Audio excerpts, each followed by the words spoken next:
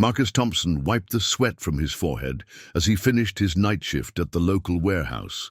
The digital clock on his phone showed 11:47 p.m., and he knew his 8-year-old son, Jake, would already be fast asleep.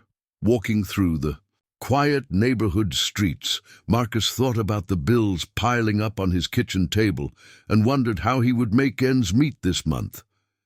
As he turned the corner onto his street, something unusual caught his eye. 2 young girls, probably around 10 and 12 years old, were sitting on the steps of the apartment building across from his small duplex. They looked cold, scared, and completely alone in the darkness.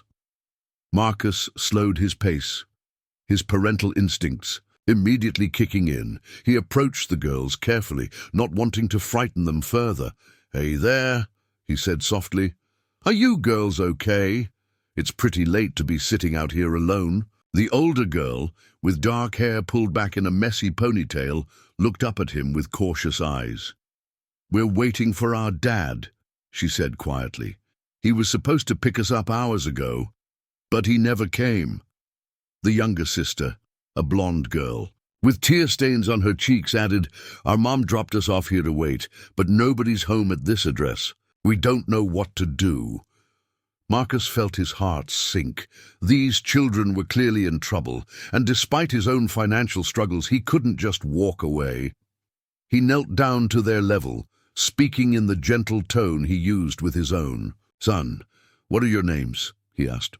"I'm Sarah, and this is my little sister, Emma," the older girl replied. "We tried calling our dad, but his phone goes straight to voicemail. Mom said she couldn't keep us tonight because her boyfriend doesn't want kids around." The situation was becoming clearer, and it broke Marcus's heart. He thought about Jake sleeping safely in their small home and realized he had to help these girls, even though money was tight and he barely had enough space for himself and his son. "Listen, girls, you can't stay out here all night. It's not safe," Marcus said. "I live right across the street with my son. You can come stay on my couch tonight, and we'll figure out how to reach your dad in the morning. Does that sound okay?" Sarah and Emma exchanged glances before nodding gratefully. They gathered their small backpacks and followed Marcus across the street to his modest duplex. The house was small and simply furnished, but it was clean and warm. Marcus showed them to the living room, where he arranged blankets and pillows on his old but comfortable couch. "Are you hungry?" he asked, checking his nearly empty refrigerator. "I can make some peanut butter sandwiches." The girls nodded eagerly, and Marcus realized they probably hadn't eaten in hours. He prepared simple sandwiches and poured glasses of milk, watching as they ate hungrily.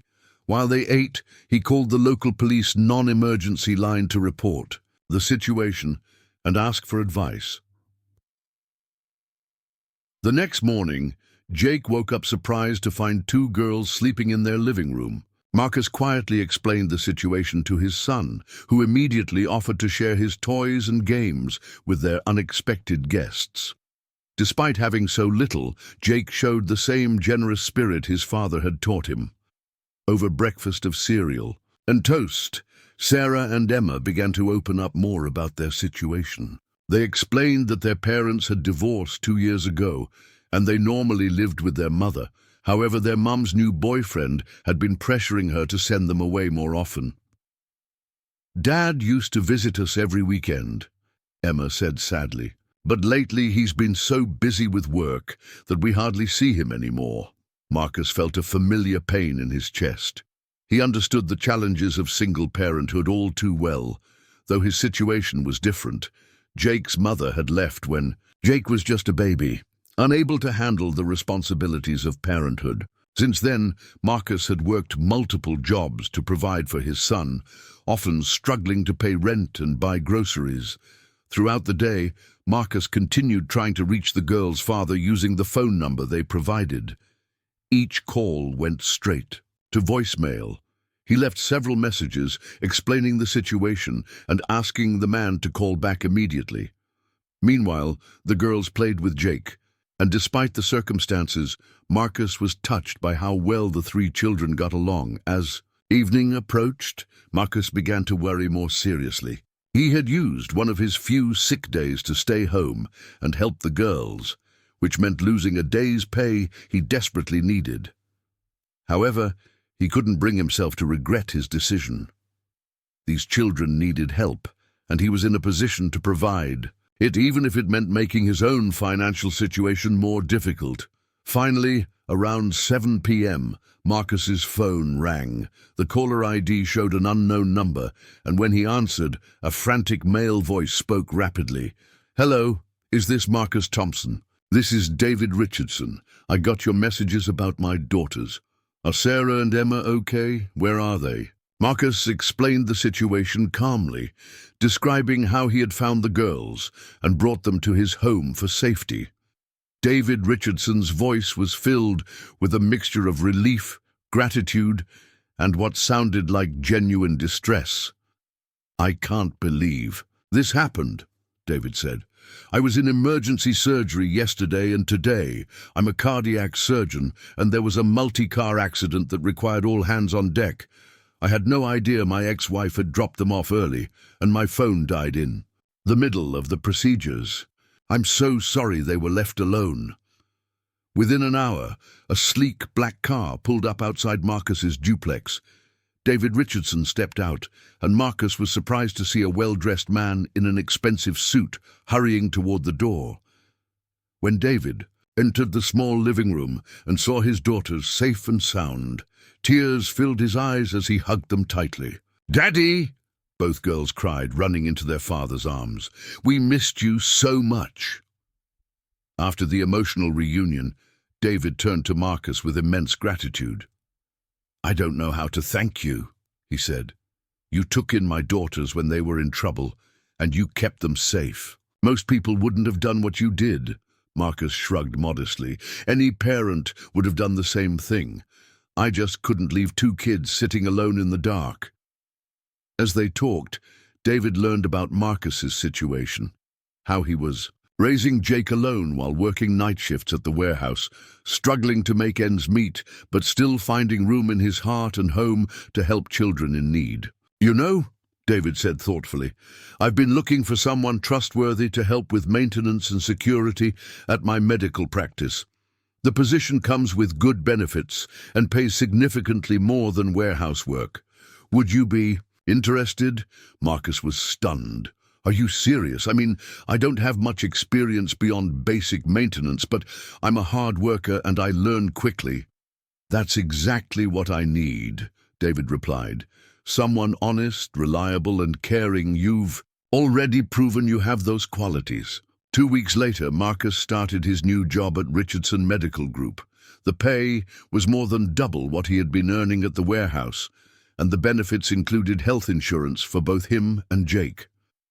For the first time in years, Marcus felt financial security within reach, but the story didn't end with just a job offer. David and his daughters became regular visitors to Marcus and Jake's home. The 4 children, Sarah, Emma, and Jake, plus David's oldest son from his first marriage, formed strong friendships. David often invited Marcus and Jake to family gatherings and holidays, creating an extended family bond that enriched all their lives. Months later, as Marcus watched the children playing together in David's spacious backyard during a summer barbecue, he reflected on that cold night when he first encountered 2 scared little girls. He had acted purely from the heart, never expecting any reward beyond knowing he had helped children in need. David approached him with a smile. "You know, Marcus, I've been thinking about that night when you found my girls. You had every reason to keep walking, your own struggles, your own child to worry about. But you chose compassion over convenience. That says everything about who you are as a person." Marcus smiled, watching Jake laugh with his new friends. "I just did what felt right. Sometimes we have to look beyond our own problems to help others." The experience taught both men valuable lessons about kindness, community, and the unexpected ways that generosity can come back to bless those who give freely. Marcus's simple act of compassion had not only saved two children from a frightening night, but had also transformed his own family's future in ways he never could have imagined. Sometimes, the smallest acts of kindness create the biggest changes in our lives.